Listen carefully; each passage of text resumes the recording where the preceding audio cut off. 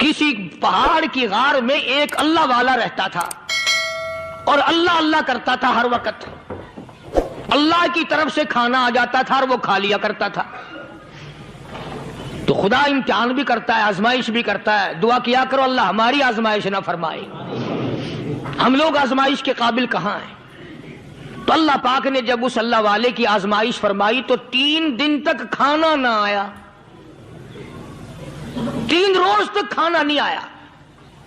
جب نہیں آیا تو بھوک نے ستایا, اور جب بھوک نے ستایا تو پریشانی ہوئی, اور جب پریشانی ہوئی تو دل میں خیال آیا کہ اب میرے لیے سوال کرنا جائز ہو گیا, اب تو میں بالکل بھوک نے تنگ کر دیا مجھے. تو پہاڑ سے نیچے اترے اور جا کر کے ایک مکان پہ سوال کر دیا, اور سوال یہ کیا کہ اللہ نام پہ مجھے کھانا چاہیے. ان گھر والوں نے 3 روٹیاں دے دی. ان گھر والوں نے 3 روٹیاں دے دی اور یہ اللہ کا ولی لے کے چل دیا. تو جس گھر سے 3 روٹیاں ملی تھی ان کے یہاں ایک کتا بھی تھا, وہ اس ولی کے پیچھے پیچھے لگ گیا اور بھونکار قریب تھا کہ کاٹ کھائے پھاڑ کھائے. اللہ کے ولی نے سوچا کہ یہ تو بڑا ظالم کتا پیچھے لگ گیا, 1 روٹی اس کو پھینک دوں, 2 مجھے کافی ہو جائیں گی, یہ اپنا اس کی ہلے لگ جائے گا, مشغول ہو جائے گا, میں نکل جاؤں گا. یہ کتاب کی بات ہے, حدیث کی نہیں. تو نفحۃ الیمن کتاب میں واقعہ یوں لکھا کہ کتا 1 روٹی کھا کے پھر بھاگ کے اس ولی کو مل گیا اور بہت بھونکار کاٹنے کے قریب ہوا. تو پھر اللہ کے ولی نے سوچا کہ یار 1 ہی روٹی کافی ہو جائے گی, یہ تو پھر ظالم پیچھے ہو گیا. اس نے دوسری روٹی بھی اس کو پھینک دی. اللہ کی شان, کتا دوسری روٹی کھا کر کے پھر ولی کے پیچھے پیچھے. اس نے سوچا ایسی روٹیوں سے تو یوں ہی بھلے, وہ تیسری بھی پھینک دی. کتے نے تیسری بھی کھا لی, اور جب تیسری روٹی کھا کے کتا بھونکا, اب ولی کھڑا ہو کر غصے میں آ گیا اور کہنے لگا, او کتے تجھے شرم نہیں آتی؟ عربی کا لفظ ہے وَمَعَدِيمُ الْحَيَا, اور بغیرت کمینے, تیرے مالک نے 3 روٹیاں دی تھی, جس دروازے پہ تو رہتا تینوں کھا لی, پھر بھی بھونکتا ہے. 3 روٹیاں میں نے تجھے دے دی, پھر بھی بھونک رہا ہے. تو یوں لکھا اس کتاب میں کہ اللہ پاک نے کتے کو بھی زبان دی, اور وہ یہ کہنے لگا کہ ولی صاحب ذرا ٹھہرو, خود فیصلہ کرو, تم بے غیرت ہو یا میں بے غیرت ہوں. فیصلہ جناب کریں, میں کتا ہوں, آپ ولی ہیں, جنت کے کھانے کھائے. ارے 3 دن نہ ملا تو آدمی کے دروازے پہ آ کے ماتھا گھسایا, جھولی پھیلائی, بھیک مانگی, مجھ سے قسم لے لو میں کتا ہوں. کئی مرتبہ 8 دن ٹکڑا نہیں ملتا, قسم لے لو اس دروازے کے سوا کبھی کسی دوسرے دروازے پہ نہیں گیا میں.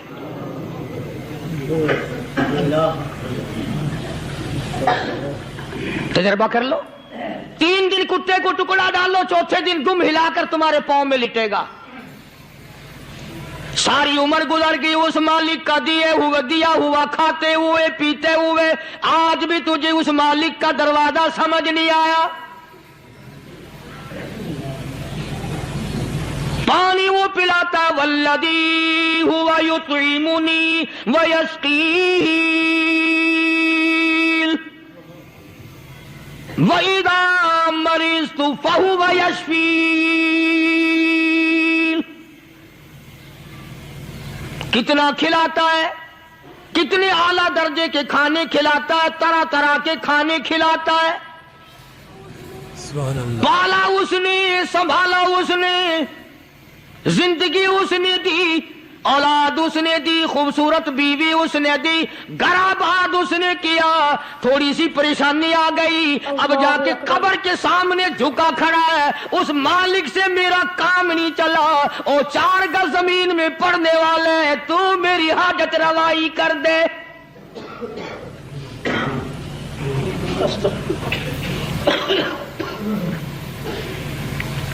کون سے ولی نے یہ تعلیم دی, کون سے ولی نے یہ ترغیب دی؟ خواجہ قطب الدین بختیار کاکی رحمت اللہ علیہ, بابا فرید الدین شکر گنج رحمت اللہ علیہ کا پیر ہے. اتنے اللہ والے لوگ تھے, اتنے اللہ والے لوگ تھے. خواجہ قطب الدین بختیار کاکی رحمت اللہ علیہ کا آخری وقت دلی شہر میں آ گیا. نہ دولت تھی، نہ کوٹھی تھی، نہ بنگلہ تھا، فقیری. ہائے ہائے، عجیب بادشاہت ہوتی ہے ان لوگوں کی. بادشاہ ان کے دروازوں پہ آیا کرتے تھے. خواجہ ابو الحسن خرقانی رحمت اللہ علیہ بزرگ گزرے ہیں. محمود غزنوی کا زمانہ ہے. محمود غزنوی مرحوم بادشاہ نیک آدمی تھا. خواجہ ابو الحسن خرقانی رحمت اللہ علیہ کی خدمت میں آیا اور حضرت نے یوں پوچھ لیا، فرمایا محمود 2-4 دن پہلے بھی تو سنا تھا کہ تم ادھر آئے ہو، مجھ سے مل کے نہیں گئے؟ تو کہنے لگا حضرت سرکاری دورے پہ آیا تھا، سرکاری دورے کی لپیٹ میں اللہ والے کی زیارت کو بے ادبی سمجھتا ہوں. اللہ والے کی زیارت کرنے آؤں، کام کوئی اور لے کر آؤں اور اللہ والے کی زیارت کروں؟ میرے نزدیک یہ بے ادبی ہے.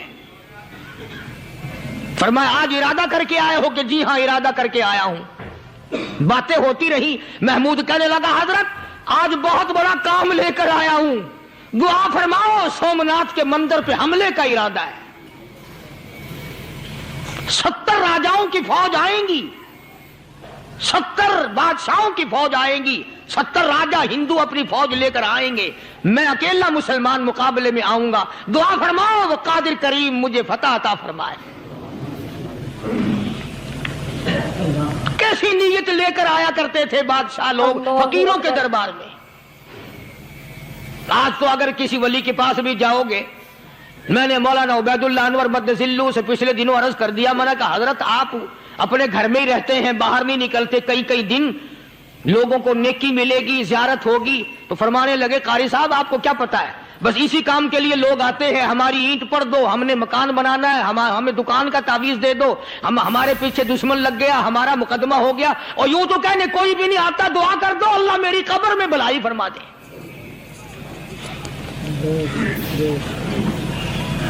تو محمود غزنوی نے خواجہ ابو الحسن خرقانی سے درخواست کی کہ آپ دعا فرمائیں. اللہ والے نے دعا بھی فرمائی اور اپنا مسلح دے دیا. یوں فرمایا محمود جب مشکل وقت آ جائے اس مسلح پہ کھڑے ہو کر 2 رکعت نماز ادا کرنا. پتا چلا کہ اللہ کی مدد جو ہے وہ نماز کے ساتھ ہے. میں تمہیں بھی بتاتا ہوں، ولی تو میں نہیں. جب بھی کوئی پریشانی آئے، جب بھی کوئی تکلیف آئے، فرمایا استعینوا بالصبر والصلاۃ، نماز پڑھو انشاءاللہ آسانی ہوگی. صبر کر، نماز پڑھ. ان اللہ مع الصابرین، اللہ پاک صبر کرنے والوں کا ساتھی ہے. صبر بھی کرتا جا، نماز بھی ادا کرتا جا. جس سے تیرا بگاڑ ہے یوں بھی سوچتا جا میری طرف سے کوئی ظلم نہ ہو جائے، میں مارا جاؤں گا. چھلا ساتھ لے کر چلا گیا اور اپنی فوج کو لے کر کے سومناتھ کے مندر پہ حملہ کر دیا. مسلمان فوج بڑا سفر کر کے آئی تھی، دور سے آئی تھی، تھکی ہوئی تھی، چور تھی، اتنے حالات نہ تھے، اتنے ہتھیار نہ تھے. 70 راجاؤں کی فوج کے مقابلے میں مسلمانوں کو شکست ہو گئی. محمود غزنوی کو خبر دی گئی بادشاہ شکست ہو گئی. محمود نے 2 رکعت نماز ادا کی. اور یہ بھی بتا دوں اللہ والوں کا اتنا ادب کیا محمود غزنوی نے کہ اس مسلح پہ کھڑے ہو کر نماز نہیں پڑھی، اس کو سر کے اوپر رکھ کے نماز پڑھی. مسلح اللہ والے کا سر پہ رکھ لیا اور نماز پڑھی خدا کے حضور میں.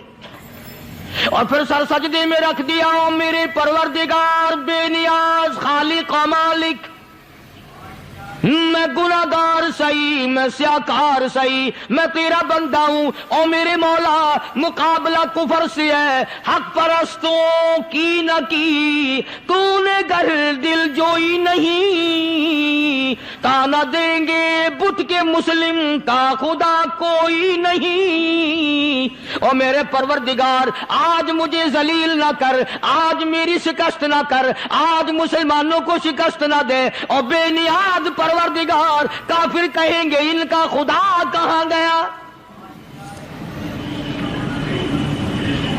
बस महमूद गजनवी ने अल्लाह के हुजूर में नमाज अदा की और दामन फैलाया और सर सजदे में रखा। वो इत्तला मिली कि शिकस्त फतह में बदल गई।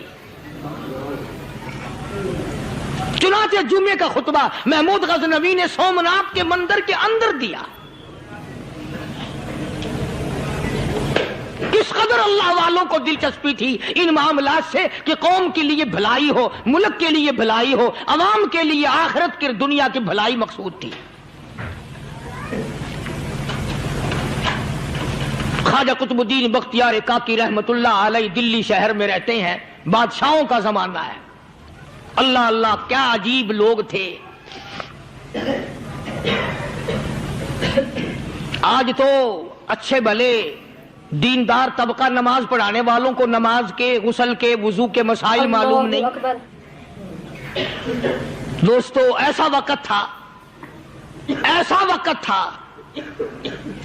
सुल्तान सलाहुद्दीन खिलजी रहमतुल्लाह अलैह को बादशाह होकर अरबी की बहुत बड़ी 4 जिल्दों में किताब है हिदाया बादशाह सलाहुद्दीन खिलजी को जुबान नहीं आता। इतनी बड़ी अजीम किताब जुबान नहीं आती। वो बादशाह भी हुआ करते थे और वली भी होते थे। सुल्तान आलमगीर रहमतुल्लाह अलैह बहुत बड़ा बादशाह होकर, औरंगजेब है, आलमगीर है, इतना बड़ा अजीम बादशाह, मगर हुजूर करीम सल्लल्लाहु अलैहि वसल्लम की 5000 हदीसें पाक इस बादशाह को जुबान नहीं आती। और कुरान का हाफिज था, कुरान का कारी था, कुरान का आलिम था, कुरान का मुफस्सिर था, वली भी था, बादशाह भी था, अल्लाह वाला भी था। और इतना खौफ था दिल में, मैं तुम्हें क्या बताऊं। अल्लाह अकबर, बादशाह होकर के कपड़ा खरीदा, मजदूरी करके कपड़ा खरीदा बादशाह ने, और कपड़ा खरीद कर उसकी टोपियां अपने हाथों से सी। आलमगीर रहमतुल्लाह अलैह ने उसकी टोपियां अपने हाथों से सी और चांदनी चौक दिल्ली में खड़े होकर फरोख्त की, बेची। 6-7 रुपए जमा करके एक थैली में बंद करके ऊपर लिखा आलमगीर का कफन इन पैसों से खरीदा जाए। कभी हमने भी सोचा जो रिश्वत मारने वाला आदमी है, बताओ उसके लिए कफन कहां से अच्छे पैसे तलाश करके लाया जाएगा। रिश्वत का ही कफन मिलेगा ना। जो आदमी मिलावट करके पैसे कमाता है, फनकारी करके पैसा कमाता है, दगा और फरेब करके पैसे कमाता है, तो आज हमारा कफन भी सही नहीं, कफन भी दगा वाला, फरेब वाला, मिलावट वाला। बल्कि तुम तो कहते हो कि आजकल खाने के लिए खालिस कुछ नहीं मिलता। मैं कहता हूं मैयत को गुस्ल देने के लिए पानी खालिस नहीं मिलता। ये जो हम मोटरें नलके लगाते हैं, ये पैसे कौन से हमारे खालिस हैं? जो साबुन मैयत को मल रही है, कौन से पैसों का खरीदा हुआ है?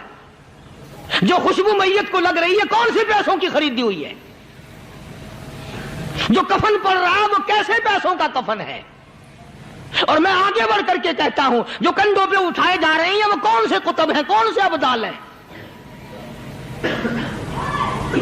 जिसने मैयत को गुस्ल दिया है, कभी मालूम किया कि वो कितना बड़ा नेक आदमी है? ये तो हमारे आखिरी वक्त का हाल है और इस तरफ किसी का ध्यान नहीं, सोच नहीं, विचार नहीं, कतई तौर पर अंधे हो जाते हैं। ओ मियां ठीक है जो कुछ हो रहा है। अच्छा एक बात अर्ज करूं, अल्लाह तबारक व तआला के यहां जब हम जाएंगे, अगर और सारे मामलात को छोड़ दो, अल्लाह पाक यही पूछ ले कि मियां ये कफन जो पहन के आया ये कैसा है? ये जो कफन पहन के आया ये कैसा? हम क्या जवाब देंगे? بادشاہ عالمگیر رحمتullah علیہ نے تھیلی پہ لکھ کر کے بند کر کے رکھ دیا، جب میرا انتقال ہو جائے، میری موت آ جائے، جب میں دنیا سے رخصت ہو جاؤں، جب میں دنیا سے چلا جاؤں، میرا آخری لباس جو میں نے ساتھ لے کے جانا ہے، وہ شادی کے جوڑے دنیا تیار کرتی ہے، سفر کے جوڑے دنیا تیار کرتی ہے، غیر ملکوں میں جانے کے لباس دنیا تیار کرتی ہے، ادھر ادھر جانے کے لیے، تقریبوں میں جانے کے لیے جوڑے لباس پوشاک دنیا تیار کرتی ہے، اور میں کہتا ہوں لوگوں، قبر کی پوشاک ہم کب تیار کریں گے؟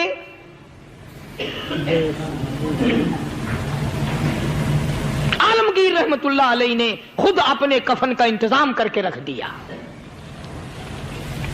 ہمارے گھروں میں تو اگر کفن کا ذکر کرو تو گھر والے بھی منہ بنائیں گے، چھوڑو تم نے کفن کی باتیں بنانی شروع کر دی ابھی سے ہی۔ اور ایک اور عرض کروں، کفن بھی مقدر والوں کو ملتا، کئیوں کو ملتا ہی نہیں۔ اللہ اکبر۔ کفن نہیں ملتا، قبر نہیں ملتی، نماز جنازہ نہیں ملتی، غسل نصیب نہیں ہوتا، مقدری سودے ہیں، نہ یہ دولت سے بات بنتی ہے اور نہ یہ اقتدار سے بات بنتی ہے اور نہ یہ سرمایہ سے بات بنتی ہے، یہ تو تقدیروں کے مسئلے ہیں جو مالک نے اپنے ہاتھ میں رکھا ہے۔ جناب رسول کریم سب کہہ دو صلی اللہ علیہ وسلم کے سگے چچا، اللہ غنی جنگ احد ہے، امام الانبیاء محبوب کبریا حضرت محمد مصطفیٰ صلی اللہ تعالی علیہ وسلم کو خبر دی گئی، آپ کی حالت بھی زخمی ہے، آپ کا چہرہ انور زخمی ہو گیا، آپ کے چہرے میں خود جو سر پہ اوڑھ رکھا تھا اس کے حلقے کڑیاں چہرے انور کے اندر چلی گئی، نکلتی نہیں، نکالنا چاہتے ہیں، نکلتی نہیں، نکالنے کی کوشش کرتے ہیں۔ ابو عبیدہ بن جراح رضی اللہ تعالیٰ عنہ نے دانتوں میں پکڑ کر وہ حلقہ زنجیر والا پھینک لیا۔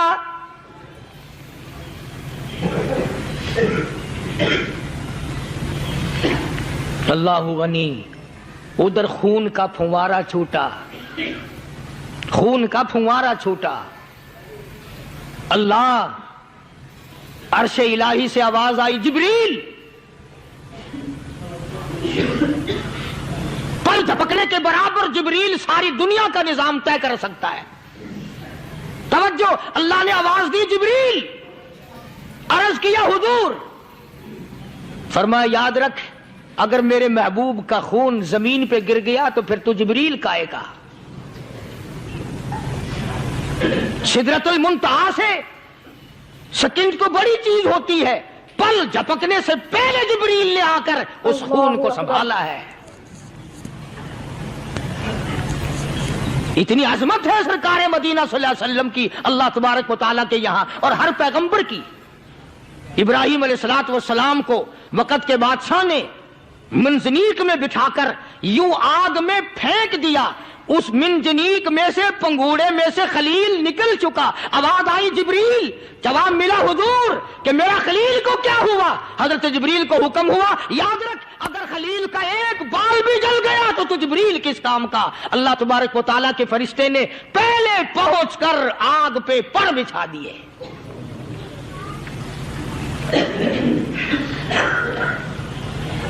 یوسف علیہ السلام کو بھائیوں نے کنویں میں پھینکا۔ اب بتاؤ کنواں کوئی 100-200 گز یا 100-200 میل تو لمبا نہیں ہوتا۔ میں خالق کی بے نیازی تمہیں بتا رہا ہوں اور اپنے پیغمبروں کی کس طرح حفاظت فرماتے ہیں، سبحان اللہ۔ بھائیوں نے کنویں میں دھکا دیا، جبریل جی یہ کیا ہوا؟ تو میرا نبی آیا، میرے نبی کے کنویں میں جانے سے پہلے تخت بچھا دے۔ جبریل نے پر بچھا کر تخت بنا دیا۔ وہ تو یوں بچاتا ہے، وہ تو یوں سنبھالتا ہے۔ ابو عبیدہ بن جراح رضی اللہ تعالی عنہ نے سرکار مدینہ صلی اللہ علیہ وسلم کے چہرے انور میں سے وہ جو زنجیر کڑی کھینچی، اللہ اللہ، ابو عبیدہ کے 2 دانت نیچے کے، 2 اوپر کے، 4 دانت نکل گئے۔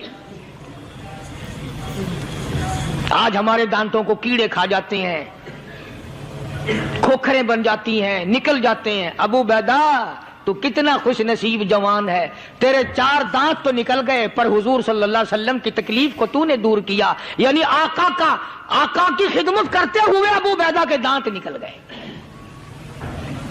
ادھر اپنی تکلیف ہے، ادھر پتا چلا کالی کملی والے صلی اللہ تعالی علیہ وسلم تیرے چچا کا حال ٹھیک نہیں. صلی اللہ علیہ وسلم بڑا صدمہ پہنچا، بڑا رنج پہنچا. ایک بات کرتا ہوں، توجہ کر کے لکھ کے لے جاؤ، کام آئے گی. بیٹیوں کو بتاؤ، بہنوں کو بتاؤ. سرکار کی نظر پڑی، سرکار کی نظر پڑی. حضرت صفیہ رضی اللہ تعالی عنہ، حضور کی بوا، حضور کی پھوپھی، حضرت زبیر رضی اللہ تعالی عنہ کی اماں، امیر حمزہ رضی اللہ تعالی عنہ کی بہن دوڑی دوڑی آتی ہے. پتا چلا نا مدینے میں کہ بھائی کا حال ٹھیک نہیں، شہید کر دیا گیا. عورت ذات دوڑی دوڑی آئی. حضور نے فرمایا زبیر کون عورت ہے، جا کے روکو، لاش کا حال ٹھیک نہیں، کپڑے پھاڑے گی، جزا فضا کرے گی، میں نے سنا ہے لاش کا حال ٹھیک نہیں ہے. حضرت زبیر نے آ کے روکا، قریب آ کر پہچان لیا حضرت زبیر کی اماں تھی. انہوں نے کہا اماں اجازت نہیں، آگے نہ جاؤ. حضرت صفیہ عرب کی تکڑی مائی، مارا غصہ زبیر کو، اوپر پھینک دیا. کہنے لگے ہاتھ ایک طرف، میں اپنے بھائی کو دیکھنے نہ جاؤں. زبیر کو تو مکہ مار کے پرے پھینک دیا. اور لوگوں توجہ کرو، غلام آپ بھی بنتے ہیں، غلام میں بھی بنتا ہوں. خدا کی قسم ٹائم پہ غلامی کا پتہ چلتا ہے. پھر زبیر کہنے لگا اماں حضور نے منع فرمایا، آگے نہ جا، حضور نے منع فرمایا. خدا کی قسم ذمہ داری سے کہتا ہوں، علماء نے لکھا ہے حضرت صفیہ نے جو پیر قدم آگے رکھنے کے لیے اٹھایا ہوا تھا وہ آگے نہیں رکھا، پیچھے ہٹ کے رکھا ہے. میرے نبی کے فرمان کے خلاف نہ ہو جائے، میرے نبی کے ارشاد کے خلاف نہ ہو جائے. اگر خلاف ہو گیا تو میں ماری جاؤں گی.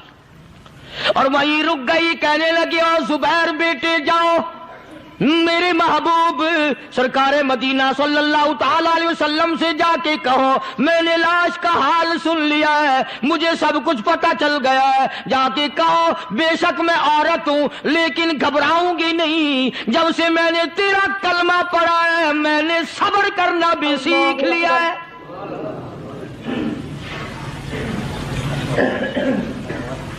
میں جدا فدا نہ کروں گی، میں کپڑے نہ پھاڑوں گی، میں رونا دھونا نہیں کروں گی. مدنی کریم صلی اللہ علیہ وسلم کو حضرت زبیر نے جا کے بتا دیا میری اماں یوں کہتی ہے. فرمایا پھر بے شک اجازت ہے جائے.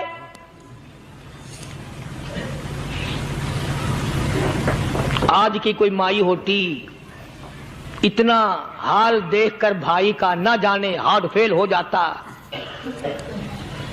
صفیہ نے آ کے دیکھا اپنے بھائی سیدنا امیر حمزہ کے دونوں کان نہیں، ناک نہیں، لب نہیں، 11 ٹکڑے ہوئے پڑے. روتی نہیں، گھبراتی نہیں، دھڑام سے گرتی نہیں، چہرہ نہیں پیٹتی، ماتم نہیں کرتی. کھڑی ہو گئی، کہنے لگی او میرے پروردگار میرے بھائی کی قربانی قبول فرما، میرے بھائی کی قربانی کے صدقے میں میرا بھی بیڑا پار کر دے. اور خبر تو مل گئی تھی نا کہ کپڑے بھی اتار کر لے گئے. بغل میں سے 2 چادریں نکالی ہیں، بغل میں سے 2 چادریں نکالی کہ میرے بھائی کو کفن دے دینا. یوں جو نظر پڑی ایک انصاری نوجوان رضی اللہ تعالی عنہ وہ بھی ننگا پڑا ہے، کافر اس کو بھی شہید کر کے گر گئے. مسلمانوں ذرا اندازہ لگاؤ، یہ بھی مسلمان تھے، یہ بھی نبی کے عاشق تھے، یہ بھی دیوانے تھے. ایسے وقت میں بھلا ایسی بات کس کو سوجھے؟ ماں جایا بھائی ہو، سگا بھائی ہو، اچھی محبت اور تعلق ہو بہن بھائی کا، اور سید الشہداء حضور نے فرمایا ہو وہ ننگا پڑا ہے، 11 ٹکڑے ہوئے پڑے ہیں. ایسے وقت میں ایسی بات کون سوچے؟ صفیہ کہنے لگی لوگوں ایک چادر اس بھائی کو دو جو میری ماں کے پیٹ سے پیدا ہوا، ایک چادر اس بھائی کو دو جو محمد کے کلمے نے میرا بھائی بنا دیا ہے، جو میرے نبی نے کے کلمے نے میرا بھائی بنا دیا ہے. کل قیامت میں خدا یہ نہ فرما دے صفیہ کفن دینے آئی، خیرات دینے آئی تو اپنے کو دے کے چلی گئی. اللہ اکبر. اب ان میں ایک چادر ہے چھوٹی اور ایک ہے بڑی. پھر کہنے لگی میری چادریں واپس کر دو، ایسا نہ ہو میرے بھائی کو بڑی مل جائے دوسرے بھائی کو چھوٹی مل جائے، اللہ پاک کل یہ نہ فرما دے اگر کفن دینے بھی آئی تو اپنے کو بڑی دوسرے کو چھوٹی، یہ اللہ کی رضا والا تو کام نہیں۔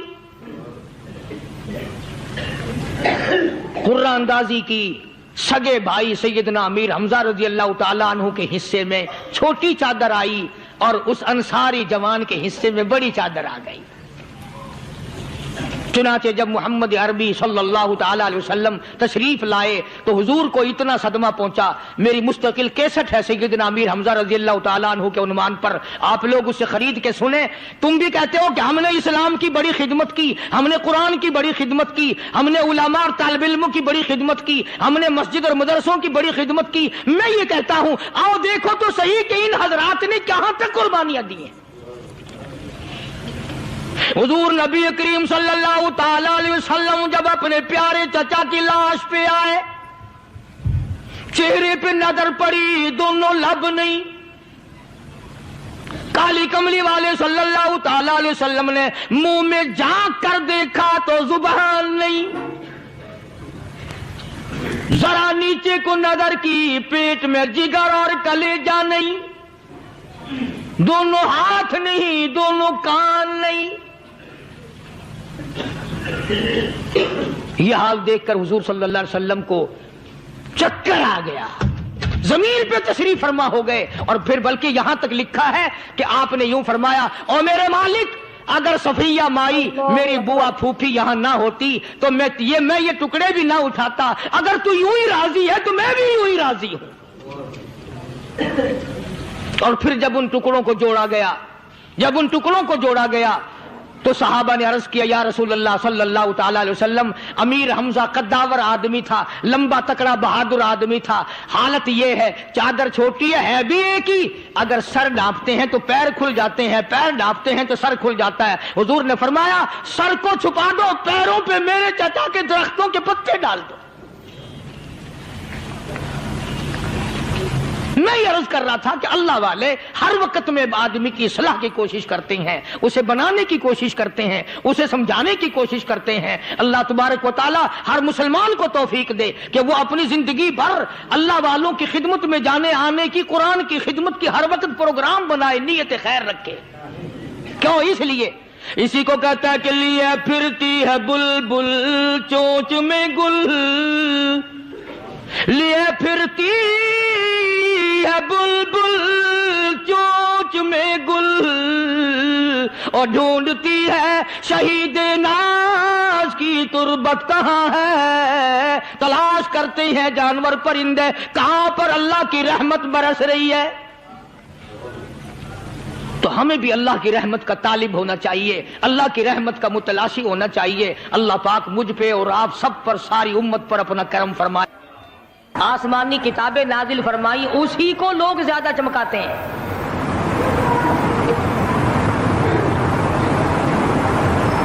خدا اس بات کو گوارا ہی نہیں کرتا کہ میری طرف سے بغیر میرے اعلان کے کوئی ذرہ برابر اعلان کر سکے۔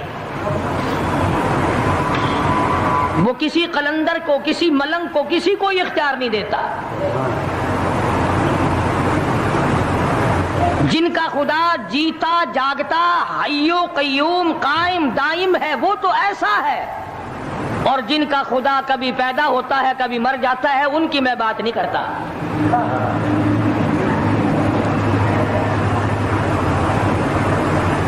پروردگار عالم نے طریقے کا سوال کر دیا، اگر تم میرے معاملات میں شریک کار بنتے ہو تو آؤ پھر ایک ناخون بنا کے دکھاؤ، اللہ اکبر، ایک بال بنا کے دکھاؤ، درخت کا ایک پتا بنا کے دکھاؤ، پتھر کا ایک روڑا بنا کے دکھاؤ، مٹی کا ایک ذرہ بنا کے میرے سامنے لاؤ۔ پروردگار عالم نے فرمایا چلو تم سے گائے کیا بنواؤں گا، بھینس کیا بنواؤں گا، بکری کیا بنواؤں گا، زمین و آسمان تم کیا بناؤ گے، چاند سورج ستارے کیا بناؤ گے، انسان تو بنانا تمہارے بس کا کام کہاں ہے۔ لَن يَخْلُقُوا ذُبَابًا، تم مجھے مکھی کا ایک پر بنا کے تو دکھاؤ۔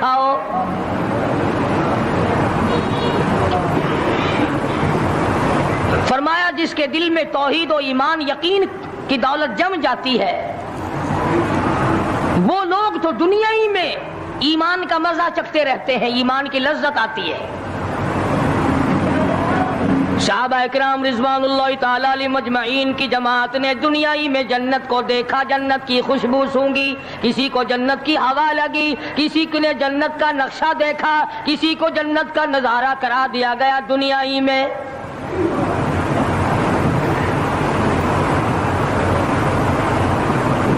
خوش نصیب تھے وہ لوگ جنہوں نے محنت سے اپنی آخرت کو بنایا، اپنی قبر کو بنایا، اپنی تمام تر زندگی میں کبھی بے فکری سے بسر نہ کی، رات کو سوچا، دن کو سوچا، صبح کو خیال کیا، شام کو خیال کیا۔ یہ ناپائیدار زندگی ہے، یہ ختم ہونے والی زندگی ہے، اس لیے مجھے دائمی زندگی کی کچھ تیاری کرنی چاہیے۔ ان لوگوں نے کمائی کی اور محمد کریم صلی اللہ تعالی علیہ وسلم کے ساتھ رہے، دنیا ہی میں ان کو جنت کے مزے آیا کرتے تھے۔ من عمل صالحا من ذکر او انثى وهو مؤمن فلنحيينه حياة طیبة